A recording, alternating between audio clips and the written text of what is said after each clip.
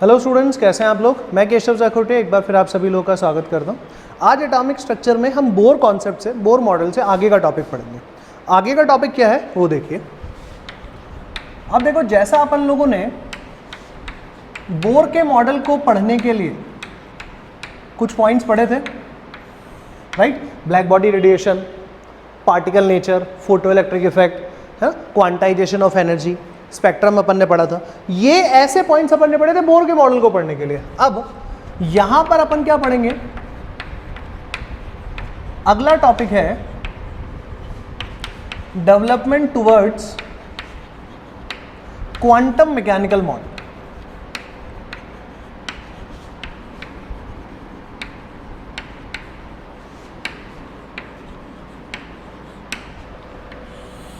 मतलब बोर के बाद जो अगला मॉडल आया है वो है क्वांटम मैकेनिकल मॉडल, और इसको पढ़ने के लिए हमें कुछ और चीजें भी पढ़नी पड़ेंगी, क्योंकि क्वांटम मैकेनिकल मॉडल और बोर के मॉडल के बीच बहुत सारी नई नई चीजें, नई नई कॉन्सेप्ट्स डेवलप हो चुके हैं। तो वो कॉन्सेप्ट्स क्या क्या हैं? वो कॉन्सेप्ट्स है, पहला कॉन्सेप्ट है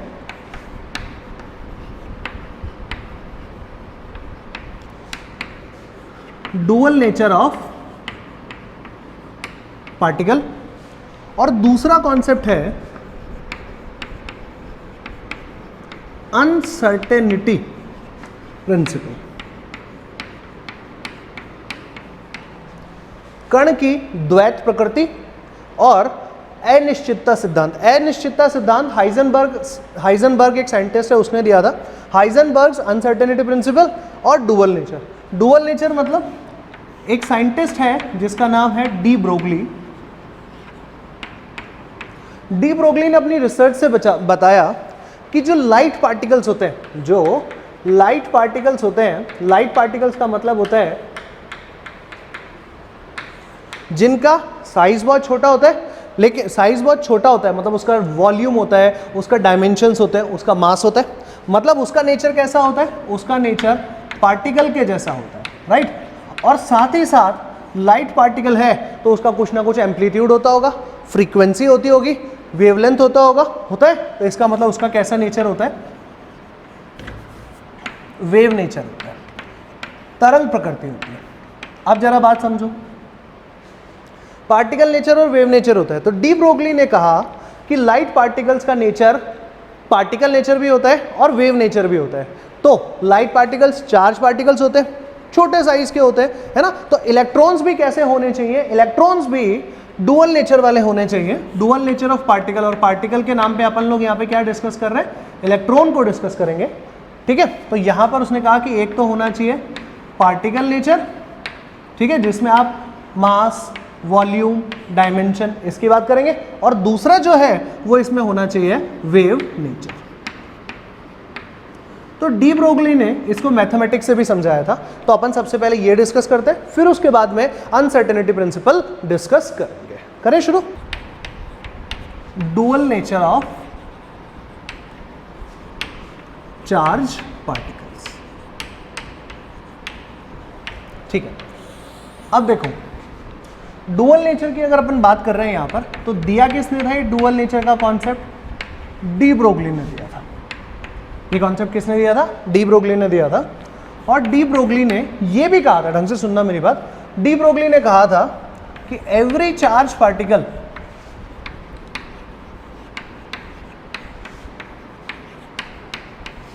contains both particle nature as well as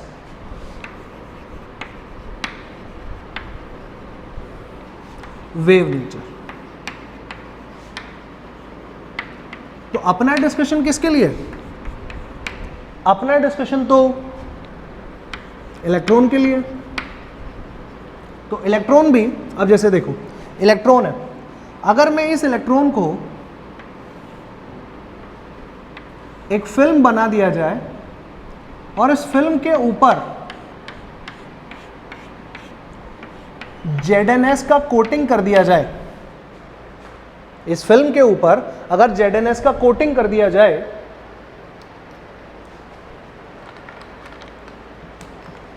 तो यहां पर ये इलेक्ट्रॉन्स फॉस्फोरेसेंस डेवलप करेंगे, मतलब यहां पर एक ऐसा लाइट डेवलप करेंगे क्या,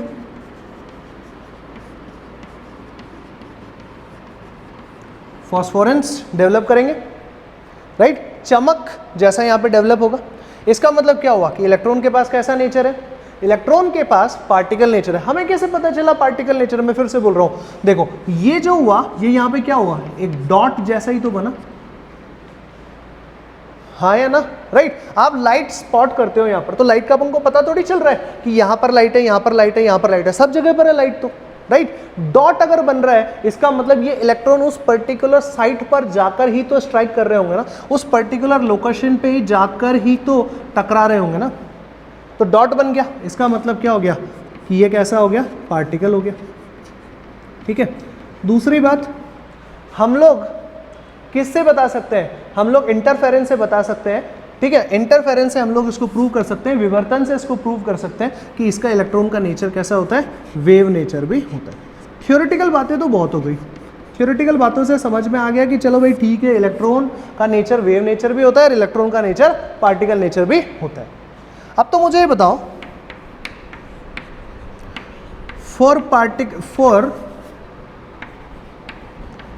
वेव नेचर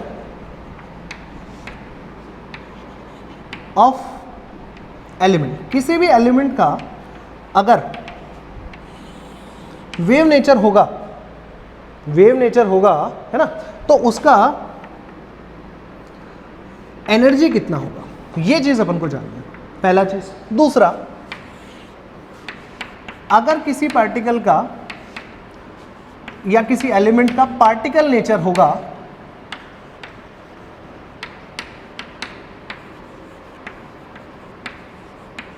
तो उसकी एनर्जी कितनी होगी, तो एनर्जी कितनी होगी ये अपन को जानना है। अब देखो, अगर पार्टिकल नेचर है तो आइंस्टाइन ने अपन को समझा रखा, पार्टिकल नेचर मतलब जिसका पास क्या होना चाहिए, कुछ मास होना चाहिए, उसकी कोई डायमेंशन होनी चाहिए, राइट। अपन लोग वैक्यूम में बात करते हैं एक बार, तो वैक्यूम में बात करेंगे तो E इज इक्वल्स टू अपन ने पढ़ा है mc², पढ़ा है अपन लोगों ने। और अगर अब यहाँ पे वेव नेचर की बात करेंगे तो वेव की क्या होती है, वेव की फ्रीक्वेंसी होती है, वेव की एम्पलीट्यूड होता है, वेव का तरंग दैर्ध्य होता है, वेव के लिए इतने सारे पॉइंट्स होते हैं। तो कुछ पढ़ा है क्या ऐसा अपन ने, E is equals to h, और इसको अपन ऐसा भी तो लिख सकते हैं, E is equals to hc/λ, right. अगर दोनों प्रॉपर्टीज, वेव नेचर भी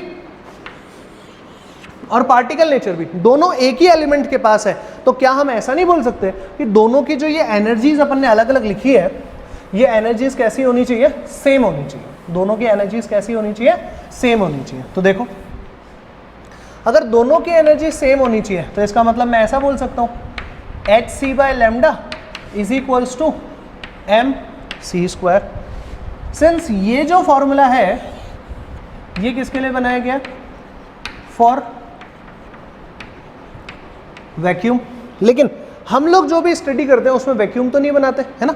तो फॉर जनरल ऑपरेशंस, है ना, हम बाकी किसी के अंदर में भी डिस्कस कर लें, अगर वैक्यूम नहीं है उसके अलावा किसी भी कॉन्सेप्ट में डिस्कस करते हैं, तो वेलोसिटी ऑफ इलेक्ट्रॉन, अगर अपन इलेक्ट्रॉन की बात करें तो velocity of electron is always less than speed of light.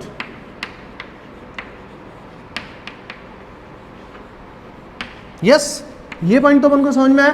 तो अपन लोग इसको C नहीं लिखेंगे यहां पर, अपन लोग इसको यहां पर क्या लिख लेंगे, यहां पर अपन लोग लिख देंगे V, ठीक है। V कुछ भी हो सकता है, तो hv/λ is equals to mv²। और याद रखना V is nothing but velocity of electron, और ये भी बोल सकते हो less than speed of the light.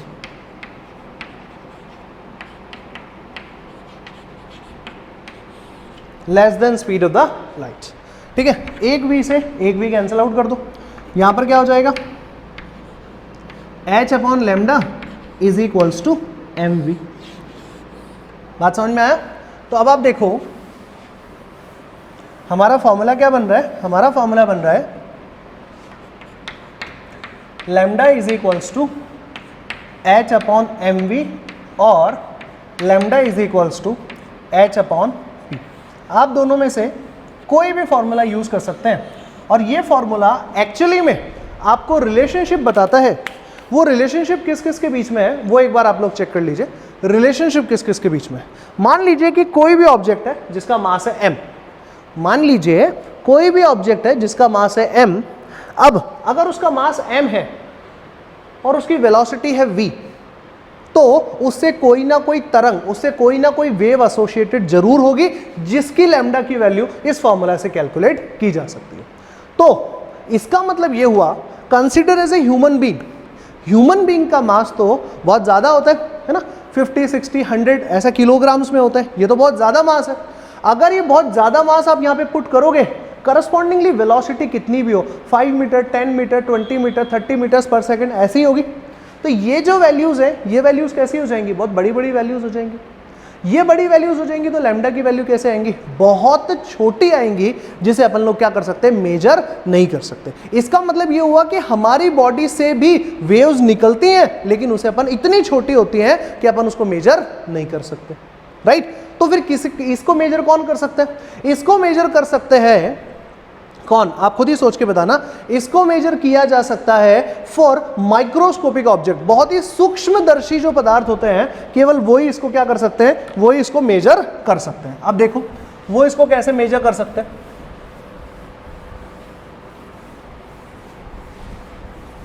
जो भी बहुत छोटे छोटे से पदार्थ होते हैं तो उनका मास कैसे होता है? तो देखो जरा, अब एक बार आप खुद ही देखो। मान लीजिए कि मैं इलेक्ट्रॉन की बात करता हूं, तो इलेक्ट्रॉन का मास कितना होता है? 9.1 इंटू 10⁻⁻31 kg, राइट? आप तो बस वही वैल्यू यहां पे पुट कर दीजिए, lambda is equals to H की जगह एच है ना, या एच का भी वैल्यू पुट कर लो 6.63 इंटू 10⁻34, इधर हो जाएगा 9.1 इंटू 10⁻31। ठीक है, वेलोसिटी आप जो भी चाहें वो यहाँ पे पुट कर देना बाद में। यहाँ पर ये वैल्यू हो जाएगी मीटर्स में, राइट? आप जब इसको सॉल्व करेंगे तो ये वैल्यू आ जाएगी नियरली 0.66 इंटू 10⁻³ अपॉन में v, ये वैल्यू आएगी मीटर में। अब आप देखिए यहीं पर ही 10⁻³ मतलब मिलीमीटर्स हो गया क्या? मिलीमीटर्स की रेंज आप लोग कैलकुलेट कर सकते हैं, राइट? बस इसमें इसका डिवाइड करना है, जो भी डेटा आएगा तो मिलीमीटर्स में आप इसको सॉल्व कर लेंगे। लेकिन अगर मान लीजिए कि ऑब्जेक्ट का साइज बड़ा होता, ऑब्जेक्ट का मास ज़्यादा होता, तो lambda is equals to what? 6.63 into 10⁻34। पता है ये ज़्यादा से ज़्यादा मास क्या माने? 1 मिलीग्राम मान ले। देखो 1 मिलीग्राम, मिलीग्राम का मतलब 10⁻³ ग्राम्स, बट हमें उसको किस में पुट करना होता है? किलोग्राम्स में पुट करना होता है, तो 10⁻6 किलोग्राम्स, राइट? अब देखिए जरा, तो lambda is equals to 6.63 into 10⁻34 divided by 10⁻6। Velocity 1 मान लेते हैं ना, आप इस केस में भी वेलोसिटी चाहो तो 1 मान लो, एक बार 1 मान लेते हैं। Velocity is nothing but 1 meter per second, ऐसा, ठीक है? इनटू में 1, ये क्या हो गया? मीटर में आएगा ये डेटा। अल्टीमेटली जब आप इसको सॉल्व करेंगे तो ये डेटा आ जाएगा 6.63 इंटू 10⁻28 मीटर्स। अब आप खुद ही कंपेयर कर लीजिए, इसको तुम 1 मान लो, यहाँ पर ये 1 हो गया, तो 0.66 इंटू 10⁻³ मीटर और एक 6.63 इंटू 10⁻28। अब आप खुद ही बताओ कि जब बड़ा साइज का ऑब्जेक्ट लिया, बड़ा साइज का ऑब्जेक्ट भी जरा देख लो उसका मास कितना होता है। 1 मिलीग्राम, 1 मिलीग्राम भी हमें सेंस नहीं होता, हाँ या ना? 1 मिलीग्राम भी हमें सेंस नहीं होता, वो कितना छोटा सा होता है ना? लेकिन इसलिए ये पार्टिकल हमें दिखता है, मिलीग्राम वाला पार्टिकल हम देख सकते हैं, लेकिन ये पार्टिकल्स तो हम तो देख ही नहीं सकते। तो याद रखना, ये जो डुअल नेचर है, ये जो डी ब्रोगली की प्रिंसिपल है, ये डी ब्रोगली की प्रिंसिपल एक्सट्रीमली यूजफुल है। किसके लिए?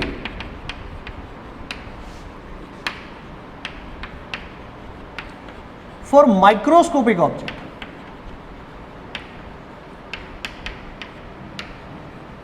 लेकिन बाकी में नहीं है, मिलीग्राम वाले में काम नहीं कर सकता। 10⁻⁻28 मीटर मतलब बहुत ही छोटी वेवलेंथ आई है। यस और नो, बहुत ही छोटी वेवलेंथ आई है। तो बहुत छोटी वेवलेंथ जो है ये बहुत मुश्किल है इसको अपन लोगों को कैलकुलेट कर पाना, राइट। यहाँ तक की बात अपन को समझ में आ गया। तो सबसे ज्यादा ये किसके लिए यूजफुल है? ये यूजफुल है माइक्रो साइज के ऑब्जेक्ट्स के लिए, राइट। अब इस पे बेस्ड कुछ क्वेश्चंस कर लेते हैं ताकि अपन को ये अच्छे से समझ में आ जाए। वेलोसिटी आपको दे रखा है 25 मीटर्स पर सेकेंड। आप लोगों को मास दे रखा है 150 ग्राम्स, राइट। क्या चीज़ है? क्रिकेट की बॉल है। हालांकि इससे जो डेटा निकल के सामने आएगा बहुत सही नहीं आएगा, क्योंकि 150 ग्राम्स तो बहुत ही ज़्यादा बड़ा मास होता है। क्वेश्चन क्या पूछा है? क्वेश्चन देखो, क्वेश्चन पूछा जाए कि इस क्रिकेट की बॉल की वेवलेंथ आप लोगों को फाइंड आउट करके बताना है, राइट। दूसरा जो क्वेश्चन है वो हमारे पास आएगा कि एक इलेक्ट्रॉन की काइनेटिक एनर्जी आपको गिवन है, दैट इज 2.5 इंटू 10⁻⁻24 जूल्स। आप लोगों को बोला है कि कैलकुलेट कर दीजिए D Broglie's wavelength for electron. ये डेटा जो है वो किसका है? इलेक्ट्रॉन का है। तो इलेक्ट्रॉन के लिए वेवलेंथ आप लोग कैलकुलेट कर दीजिए। देखिए अब कैसे कैलकुलेट करना है, पहले तो इस क्वेश्चन को देखते हैं। बड़ा सिंपल सा क्वेश्चन है। फाइनल आंसर अपना कंसर्न नहीं है, अपना कंसर्न है कॉन्सेप्ट या फिर फॉर्मूला में वैल्यू पुट करना, राइट। अब देखो लैम्डा इज इक्वल टू, तुमको मास दे रखा है, वेलोसिटी दे रखी है और लैम्डा पूछा है, मतलब वेव नेचर और पार्टिकल नेचर, तरंग प्रकृति और कण प्रकृति में रिलेशन होना चाहिए तभी तो निकालोगे। तो lambda is equals to H upon M V होता है। एच का वैल्यू कितना? 6.63 इंटू 10⁻⁻34। मास कितना है? 150 ग्राम्स। ग्राम्स में नहीं चाहिए, किलोग्राम्स में मास चाहिए। तो 150 इंटू 10⁻³ किलोग्राम्स हो जाएगा। वेलोसिटी कितनी दे रखी है? मीटर पर सेकंड में ही चाहिए, ये हो जाएगा 25, राइट। इधर इसका जो यूनिट आएगा वो आएगा मीटर्स के अंदर में, ये हो गया लैम्डा। आप देखेंगे lambda is equals to what, जब आप इसको सॉल्व करेंगे 0.15 नियरली ये डेटा आ जाएगा 1.70 इंटू 10⁻⁻34 मीटर्स। ये नियरली डेटा है। तो अब आप खुद ही सोच लीजिए कि एक क्रिकेट की बॉल जिसका मास 150 ग्राम्स है उसकी वेवलेंथ बहुत ही छोटी आई है। हमने जो अभी डिस्कशन किया था वहाँ 10⁻⁻28 था, पार्टिकल का मास कितना था? 1 मिलीग्राम। तो जैसे जैसे मास बढ़ता जाता है वैसे वैसे वेवलेंथ कम होती जाती है। एंड फॉर योर इंफॉर्मेशन,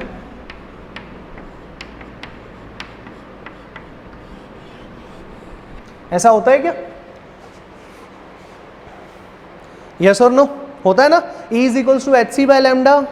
तो देखो यहां पर लैम्डा की वैल्यू बहुत कम है तो एनर्जी का वैल्यू बहुत ज्यादा है। एनर्जी का वैल्यू बहुत ज्यादा है, what does it mean? Energy का वैल्यू ज्यादा होने का मतलब हो गया कि एनर्जी का वैल्यू ज्यादा होने का मतलब है कि ये जो क्रिकेट की बॉल है जिसका मास 150 ग्राम्स है और जो इस वेलोसिटी से मूव कर रही है इसके पास बहुत ज्यादा एनर्जी होगी।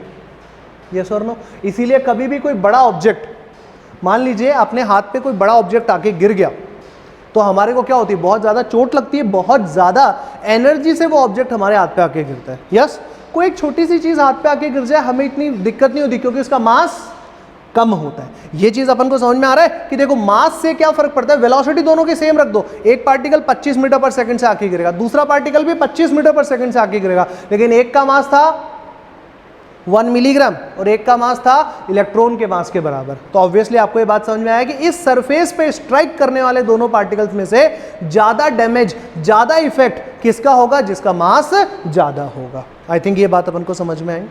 क्लियर? ये थ्योरेटिकल डेटा है लेकिन इस डेटा को अपन यूज ही नहीं कर सकते। ये डेटा एनर्जी बहुत ज्यादा है तो इसको अपन अपने से रिलेट नहीं कर सकते। बस ये बता सकते हैं कि एनर्जी जो होगी वो बहुत ज्यादा होगी। क्लियर है? अब इधर देखो, इधर आपको क्या दे रखा है? आपको तो काइनेटिक एनर्जी दे रखी है। यस, अब इस काइनेटिक एनर्जी को कैसे निकालें, किस तरह से सॉल्व करें? देखो आपको दो चीजें दे रखी है। काइनेटिक एनर्जी दे रखी है, मतलब half mv² is equals to 2.5 into 10⁻⁻24 joules. आपको इलेक्ट्रॉन भी दे रखा है तो mass of electron is equals to 9.1 into 10⁻31 kg। Right? अब आप बोलोगे कि हम मास की वैल्यू इसमें रख देते हैं, यहाँ से फिर वेलोसिटी उठा के रख देंगे उसके अंदर में। ऐसा इतना टेंशन लेना ही नहीं है, अपन तो बहुत सिंपल वे में इसको सॉल्व करेंगे। देखो कैसे, lambda is equals to what, H upon M V, ठीक है। और यहाँ पे हमारे पास दे रखा है कि kinetic energy is equals to half M V square. पहले फॉर्मूला डेवलप कर लेते हैं, है ना, और फिर उसके बाद के अंदर में अपन लोग इसको सॉल्व करेंगे। इसको जबरदस्ती इस मैथमेटिक्स पे नहीं उलझेंगे, बहुत ज़्यादा समय लग जाएगा नहीं तो इस मैथमेटिक्स के अंदर में, राइट। तो चलिए देखते हैं, इसको ऐसा लिखा जा सकता है क्या, 2 times of kinetic energy divided by m is equals to V square. अब v स्क्वायर का वैल्यू मिल गया तो v का वैल्यू भी मिल जाएगा, that is under root is 2 times of kinetic energy divided by mass of the object. Clear. अब इस v का वैल्यू इसमें पुट कर दीजिए, तो lambda is equals to h की जगह h, m की जगह m, अंडर रूट हो गया 2 टाइम्स ऑफ के ई अपॉन में m, राइट। अब देखो एक बात बताओ, तो किसी चीज का अंडर रूट है तो वो है क्या, यही तो है ना भाई। आपने पेयर बनाया, बचपन में सीखे होंगे ना, ऐसा एक पेयर बनाया तो अंडर रूट हटा दो, एक को बाहर रख दो। तो अब अगर यहाँ पे बाहर m रखा हुआ है और मैं इसको अंडर रूट के अंदर ले जाना चाहता हूँ तो मैं क्या लिखूँ, मैं इसको ऐसा लिख सकता हूँ क्या, h upon under root m square. इसको अंदर ले जाऊंगा तो m स्क्वायर, जो भी चीज़ बाहर होती है उसको अगर अंडर रूट के अंदर ले जाना है तो उसका स्क्वायर करके ही तो लिखते हो, 2 बार लिखना है मल्टीप्लीकेशन में, तो इसको ऐसा भी तो लिखा जा सकता था ना, 2 स्क्वायर m स्क्वायर, बाकी की चीज़ें एज इट इज, मल्टीप्लाइड में 2 times of kinetic energy divided by मास। एक m से एक m कैंसिल आउट हो गया। अल्टीमेटली फॉर्मूला क्या बना, अल्टीमेटली आपके पास फॉर्मूला आ गया, lambda is equals to h upon under root में 2m की। बताइए समझ में आ रहा है क्या। ये बाकी की मैथमेटिक्स नहीं करनी, बस ये एक फॉर्मूला याद रखना है कि जब भी आपको काइनेटिक एनर्जी गिवन होगी आपको ये चीज यूज करनी है, राइट। अभी इलेक्ट्रॉन दे दिया, आपको कुछ और दे देता तो उसका मास आ जाता है यहाँ पर, राइट। अब देखिए सॉल्व करने के लिए सॉल्व कैसे किया जाएगा, ये एक बार आप लोग देख लीजिए कि सॉल्व कैसे किया जाएगा।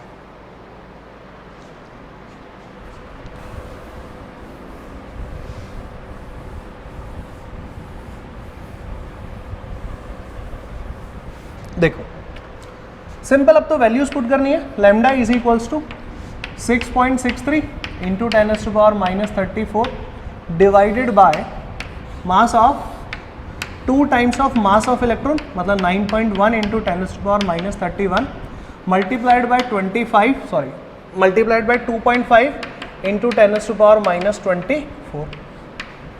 सॉल्व कर लीजिए, जो भी आंसर आएगा उसे आप लोग मीटर्स में कैलकुलेट कर सकते हैं। वैल्यूज ही तो पुट करनी है अब तो इसके अंदर में, अब तो इससे ज़्यादा इसके अंदर में कुछ है ही नहीं टफ, राइट।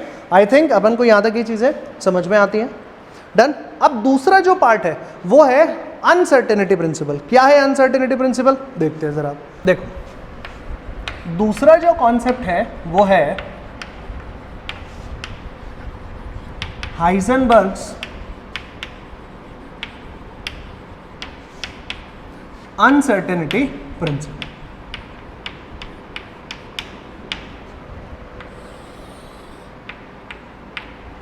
देखो इसका एक स्टेटमेंट बता रहा हूं मैं आप लोगों को। पहले इसका स्टेटमेंट ये है, पहले तो ये समझें कि हाइजेनबर्ग अनसर्टेनिटी प्रिंसिपल बताता क्या है, क्यों बनाया गया Heisenberg uncertainty principle.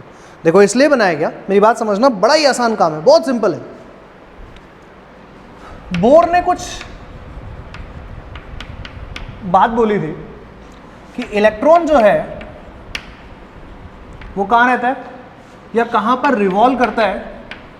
Electron revolve करता है, ढंग से सुनना मेरी बात, इलेक्ट्रॉन रिवॉल्व करता है सर्कुलर पाथ के अंदर में, जिसकी रेडियस क्या होती है, फिक्स।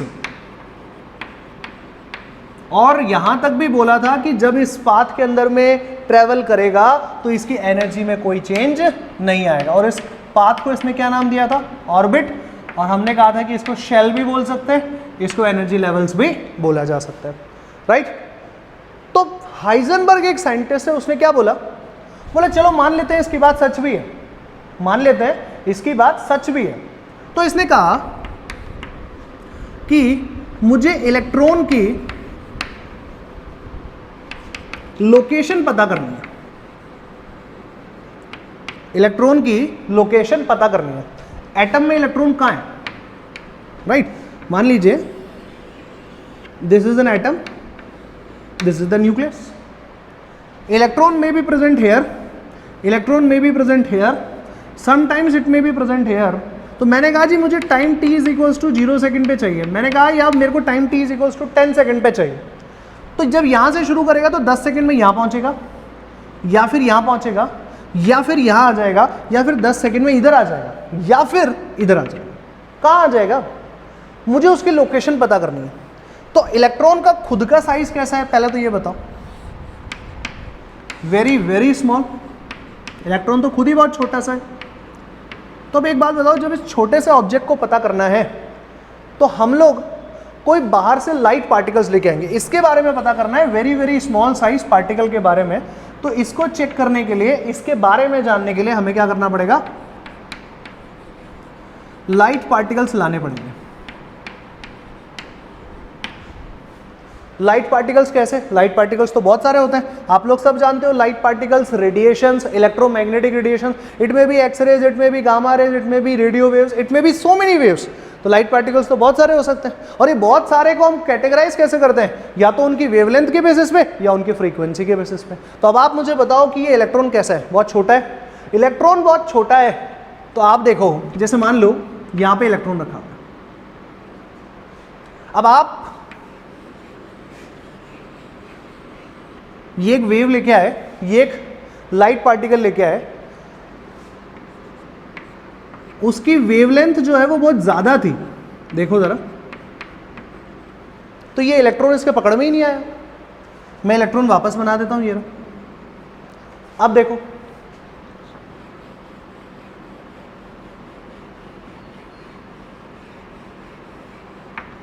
अभी भी वेवलेंथ पहले से तो कम हो गई, लेकिन अभी भी ये इलेक्ट्रॉन पकड़ में ही नहीं आया। इलेक्ट्रॉन कहाँ है, उसकी लोकेशन कहाँ है, मुझे क्या पता?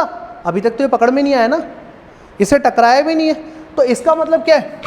आपको एक ऐसी वेव बनानी पड़ेगी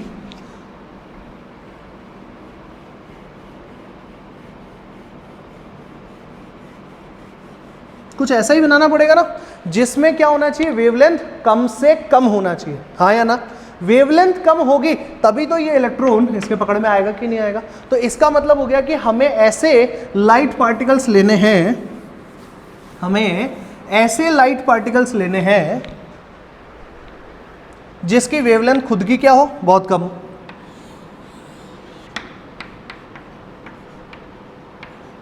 very very very small wavelength वाले लेने पड़ेंगे। तो ये चीज अपन को समझ में आ गया क्या कि भाई ये अभी मैंने आपको कोई प्रिंसिपल नहीं समझाया, मैं तो सिर्फ आपको वो बता रहा हूं कि मुझे इलेक्ट्रॉन की क्या पता करनी है, मुझे इलेक्ट्रॉन की लोकेशन पता करनी है कि ये कहां पर है इसके अंदर में। तो लोकेशन पता करने के लिए मैं क्या करना चाहता हूं? लाइट पार्टिकल्स थ्रो करना चाहता हूं। कौन से लाइट पार्टिकल्स? वो लाइट पार्टिकल्स मैं थ्रो करना चाहता हूं जिसकी वेवलेंथ जो है बहुत कम हो। कितनी कम हो? इलेक्ट्रॉन की वेवलेंथ से कम होनी चाहिए, ध्यान रखना, क्योंकि इलेक्ट्रॉन खुद बहुत छोटा है, तो इससे छोटा वेवलेंथ वाला ही अपने को लाइट पार्टिकल चाहिए। यस, पहली बात। अब आप एक चीज देखो, जब मान लो कि आपने बाहर से, ये एक एटम है और आपने बाहर से एक लाइट पार्टिकल इसके ऊपर में थ्रो किया और आपको ये इलेक्ट्रॉन की लोकेशन मिल गई। आपको क्या मिल गया? लोकेशन मिल गई, पहली बात, ठीक है। दूसरी बात आप देखेंगे, लेकिन अब जब ये लाइट पार्टिकल इससे टकराता है तो लाइट पार्टिकल से टकराएगा तो अपनी एनर्जी भी ट्रांसफर करेगा। एनर्जी कहां से आ गई? तो आप जरा देखना एनर्जी कहां से आ गई। आप सब जानते हो E is equals to hc by lambda. Lambda क्या करते जा रहे हो आप? बहुत बहुत बहुत कम कर रहे हो। तो इस लाइट पार्टिकल की एनर्जी बहुत बहुत बहुत ज्यादा होगी क्या? तो जैसे ये लाइट पार्टिकल इससे टकराएगा, ये लाइट पार्टिकल अपनी एनर्जी किसको ट्रांसफर कर देगा? इलेक्ट्रॉन को ट्रांसफर कर देगा। तो इलेक्ट्रॉन को ट्रांसफर कर देगा तो इलेक्ट्रॉन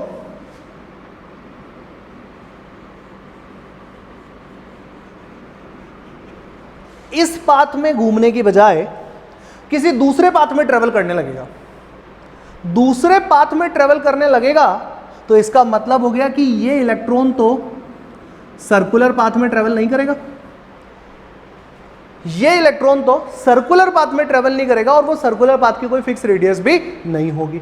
यही तो मतलब हुआ ना। तो इसका मतलब ये हुआ कि देखिए, अगर आप लोकेशन के पीछे बढ़ रहे थे, लोकेशन को जानना चाह रहे थे, तो लोकेशन तो मिल गई आपको इलेक्ट्रॉन की, लेकिन लाइट पार्टिकल्स के टकराने की वजह से क्या चीज चेंज हो गई है? चेंज हो गया है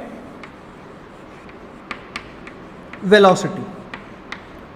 चेंज क्या हो गया है? वेलोसिटी चेंज हो गई है। तो हाइजेनबर्ग ने क्या बोला कि it is impossible, it is impossible. देखो क्या बोलते हैं, मैं स्टेटमेंट भी लिखता जाता हूं और एक एक करके समझाता हूं। ये बेसिक पार्ट है जो हाइजेनबर्ग ने समझाने के लिए अपन को बताया था। वो पार्ट क्या है वो एक बार आप देखो।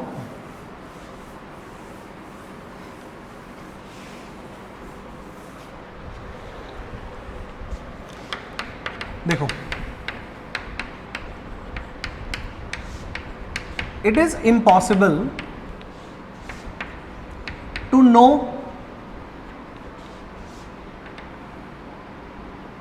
position and momentum of charged object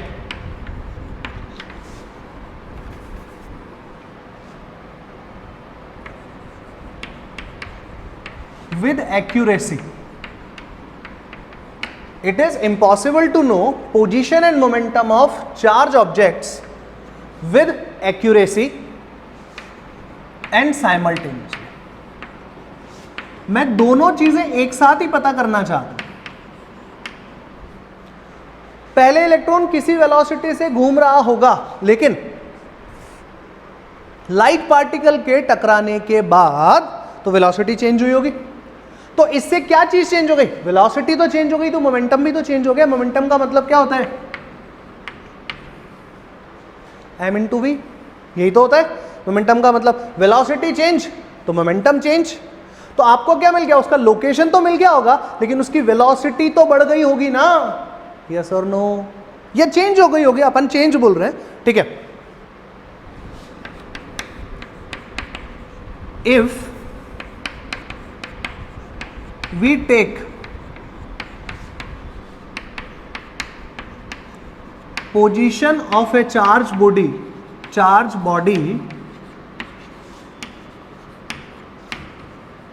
with high accuracy, हमने यही तो किया था अभी कि पोजीशन को क्या कर लिया? बहुत ही हाई एक्यूरेसी के साथ में मेजर कर लिया।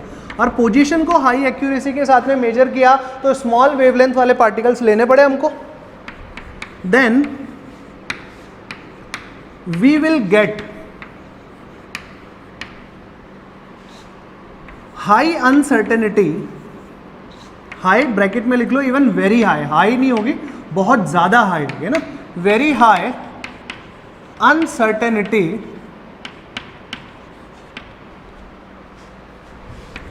इन the values of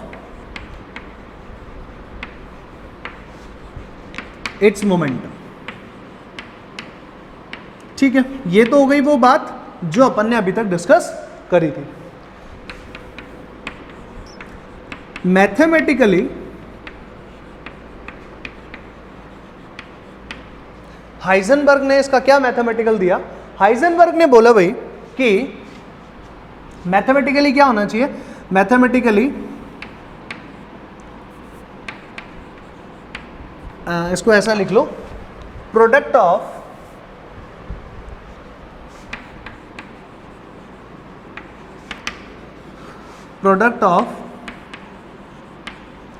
uncertainty in position, इसको अपन लोग लिखेंगे डेल एक्स से, है ना, and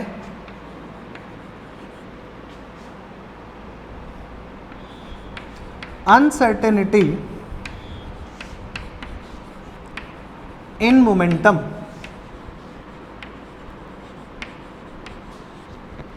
should be higher than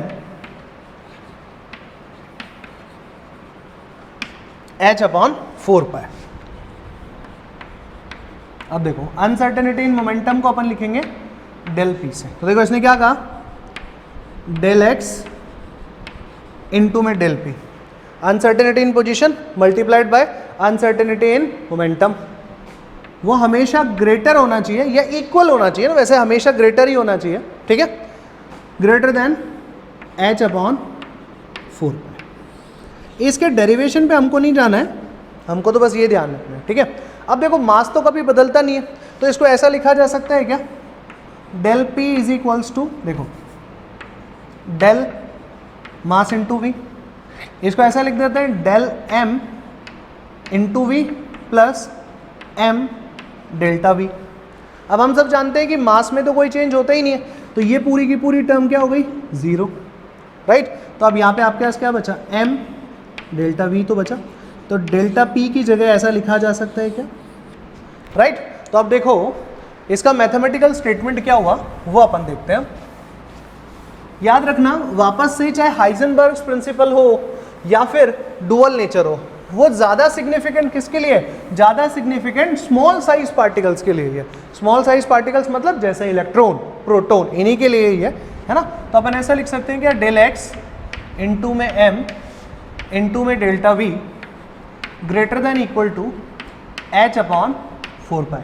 तो वन फाइनली ऐसा भी बना सकते हैं, del X into del V greater than equal to H upon 4m पाई।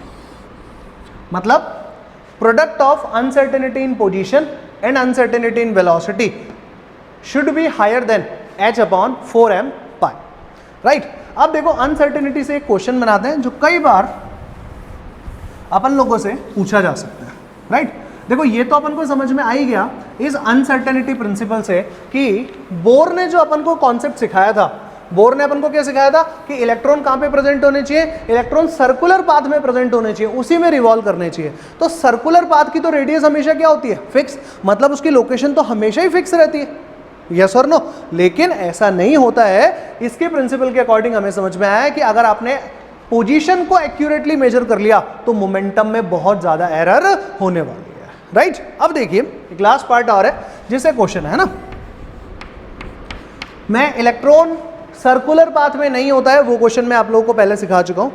मैं ये कहता हूं मतलब मेरे को कैसे पता चला, मेरे को ये कैसे पता चला कि इलेक्ट्रॉन जो है वो न्यूक्लियस में नहीं रहता, इलेक्ट्रॉन न्यूक्लियस में नहीं रहता, ये पता कैसे चला यार। एटम कितना सा होता है, बहुत छोटा सा होता है, एटम बहुत छोटा सा है, इसमें उससे भी छोटा होता है न्यूक्लियस। आपको कैसे पता चला कि इलेक्ट्रॉन जो है वो यहीं कहीं पे रहेंगे, न्यूक्लियस के अंदर नहीं रहेगा, कैसे पता चला, ये अपन को जानना है कैसे पता चला, राइट। तो अब देखो एक बड़ा ही सिंपल सी बात है, पहले उसे जान लेते हैं कि ये कैसे पता चला। अब बस हम एक दो चीजें जानते हैं, वो ये है साइज ऑफ न्यूक्लियस। न्यूक्लियस का साइज क्या है, न्यूक्लियस का जो साइज होता है वो 10⁻⁻15 मीटर्स का होता है, राइट। अपन लोगों ने कुछ डेटा पहले से भी पढ़ रखे हैं, तो ये डेटा अपन को मालूम है कि न्यूक्लियस का साइज कैसा होता है, 10⁻⁻15 मीटर्स का होता है। तो बस अपन यही तो कह रहे हैं कि इस एटम के अंदर में इस जगह पर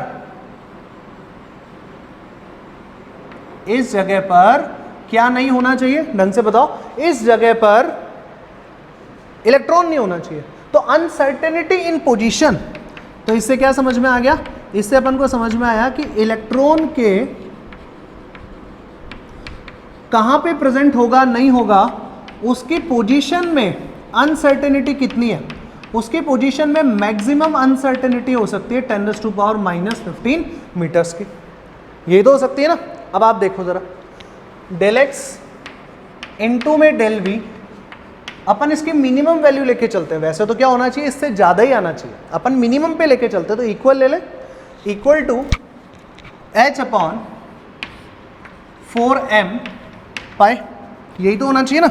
अब आप देखो, एक minute, 4m pi, mass of electron होना चाहिए यहाँ पर। अब देखो डेल एक्स तो आपको पता ही है, डेल वी कैलकुलेट कर लेते हैं अपन, तो del v is equals to 6.63 into 10⁻⁻34 divided by 4 की जगह 4, यहाँ पे हो जाएगा 9.1 इंटू 10⁻⁻31, पाई की जगह 3.14, और यहाँ पे डेल एक्स भी आ जाएगा और डेल एक्स का वैल्यू होगा 10⁻⁻15, राइट। अब देखना जरा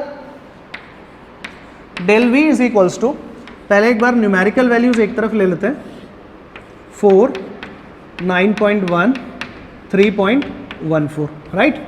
यही तो है सारी वैल्यूज। अब इधर देखो, इनटू में 10⁻⁻34 प्लस में 31 प्लस में 15, del v is equals to, इस पूरे को अगर अपन लोग सॉल्व भी कर लें तो ये डेटा आएगा नियरली 0.5, ठीक है। नियरली लिख रहा हूं मैं इस डेटा को, है ना, 241 हाँ नियरली इतना ही आएगा ये डेटा, ठीक है। इनटू में यहां पर जब आप इसको सॉल्व करेंगे तो ये डेटा हो जाएगा नियरली 12। तो आप देखिए 5 इंटू 10⁻11 मीटर पर सेकेंड। अगर मैं ये बोलता हूं, आप देखो इसको, मैथमेटिक्स आ गई है मेरे पास सारी, अब मैं आपको इसको समझा देता हूं कि इसका एक्चुअल में मतलब क्या होता है। मान लेते हैं हम तो कि इलेक्ट्रॉन का, सुनो मैं इसको इस तरह से मानो कि मान लेते हैं कि इलेक्ट्रॉन कहां प्रेजेंट है, इस 10⁻⁻15 मीटर में ही प्रेजेंट है, राइट। तो अनसर्टेनिटी किस में सबसे कम हुई, सबसे कम अनसर्टेनिटी हुई। मैथमेटिक्स को एक बार छोड़ो, मैथमेटिक्स करवाई थी तब अलग तरीके से लिखवाया था, लेकिन अभी इसको समझने का एक तरीका बदल रहा हूं ताकि थोड़ा और अच्छे से समझ में आए। मान लेते हैं इलेक्ट्रॉन कहां प्रेजेंट है, न्यूक्लियस में प्रेजेंट है। न्यूक्लियस में प्रेजेंट है मतलब बस इसी में प्रेजेंट है, 10⁻⁻15 मीटर में। इसमें कोई अनसर्टेनिटी है नहीं, इस डेटा में अनसर्टेनिटी लगभग 0 है, राइट। ये बिल्कुल करेक्ट डेटा है, ऐसा मान लेते हैं हम। तो इसका मतलब इसमें अनसर्टेनिटी आनी चाहिए ना, हाँ या ना। तो देखते हैं अब इसमें अनसर्टेनिटी कितनी आई है। इसका आंसर कितना आ रहा है, 5 इंटू 10⁻11 मीटर्स पर सेकेंड, अप्रॉक्सीमेट आंसर है। लेकिन ये डेटा स्पीड ऑफ लाइट से तो ज्यादा है ना, हाँ या ना। इस दुनिया में कितनी भी चीजें बनी हो उसमें से कोई भी ऐसा पार्टिकल नहीं है जिसकी स्पीड लाइट की स्पीड से ज्यादा हो जाए, यस और नो। और हम सब ने पढ़ा है इलेक्ट्रॉन की डिस्कवरी के टाइम पे, मैंने आपको फॉर्मूलाज भी बताए हैं कि मास ऑफ मूविंग इलेक्ट्रॉन जो होता है उसकी वेलोसिटी तो हमेशा और हमेशा स्पीड ऑफ लाइट से तो कम ही होती है, 3 इंटू 10⁸ मीटर्स पर सेकेंड से तो कम ही होती है। तो ये क्या आ गया, ये आ गया अनसर्टेनिटी इन वेलोसिटी। अरे भाई अनसर्टेनिटी वेलोसिटी में स्पीड ऑफ लाइट से ज्यादा है, तो इसका मतलब यहां तो बहुत ज्यादा ब्लंडर हो गया ना, ये डेटा तो बहुत ज्यादा गलत आ गया ना। तो इसका मतलब ये हुआ कि या तो ये डेटा गलत है, या तो ये डेटा गलत है, या फिर जो आपने डेल एक्स का वैल्यू लिया था वो गलत है। तो अब ये तो हमें मालूम है कि स्पीड ऑफ लाइट से थोड़ा कम होता है इसका वेलोसिटी, इतना ज्यादा तो नहीं हो सकता, मतलब इसमें बहुत ज्यादा एरर है अगर आप डेल एक्स की वैल्यू 10⁻⁻15 मीटर्स रखते हो तो। शॉर्ट एंड स्वीट लैंग्वेज समझो। क्वेश्चन क्या है, क्वेश्चन है इलेक्ट्रॉन न्यूक्लियस में क्यों नहीं रह सकता, रह सकता है ना इलेक्ट्रॉन न्यूक्लियस के अंदर में, लेकिन उस समय पर उसकी वेलोसिटी किसके आसपास होनी चाहिए, 10⁻11 मीटर्स पर सेकंड के आसपास होनी चाहिए। क्या ऐसा पॉसिबल है, क्या ऐसा पॉसिबल नहीं है, ऐसा पॉसिबल नहीं है, इसका मतलब इलेक्ट्रॉन न्यूक्लियस में नहीं रह सकता है। बताइए ये बात समझ में आया कि नहीं आया, राइट। तो याद रखना हाइजेनबर्ग अनसर्टेनिटी प्रिंसिपल इलेक्ट्रॉन कहां पर एग्जिस्ट करता है ये बताता है। दूसरी बात, इलेक्ट्रॉन कहां पर एग्जिस्ट करता है ये तो क्लियर है ही, साथ साथ में ये भी बताता है कि इलेक्ट्रॉन का जो ट्रैवलिंग पाथ है वो सर्कुलर नहीं होता है, ये चीज इसने क्लियर कर दी है, राइट। तो अब अपन लोग यहां तक काफी सारा काम कंप्लीट कर चुके हैं, राइट। अब अपन लोग नेक्स्ट क्लास के अंदर में डिस्कस करेंगे क्वांटम मैकेनिकल मॉडल। तो यहां तक का काम अपना हो गया complete. That's all for this lecture, thank you very much.